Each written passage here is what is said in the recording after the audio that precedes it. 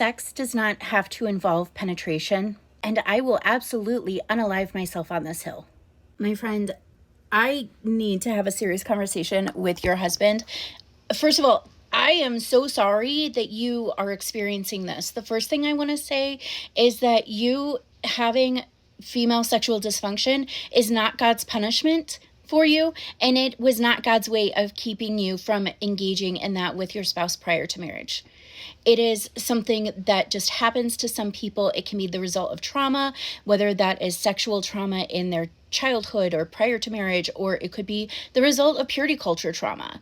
But it is not God's punishment for you. Under no circumstances should you be having painful sex. The more you have painful sex, the more painful sex will become. This illustration is from my friend Jess at Pain Free Intimacy, and you can see how it's just one giant cycle. So you get this internal alarm of, oh, we're going to have sex. Oh, my body needs to brace and protect itself from pain. You have pains, and that reinforces the fact that there's something that you need to brace and protect from. Then that body retains the pain. So then you start avoiding sex, and the cycle starts all over again. There is no model in the Bible for painful sex or sacrificial sex. Sex should always be mutually pleasurable, and if it's not, don't do it. And back to your husband. Why? Why is he uninterested in anything that does not bring you pain? Because that's what this is about. He should want to experience pleasure with you that is not painful.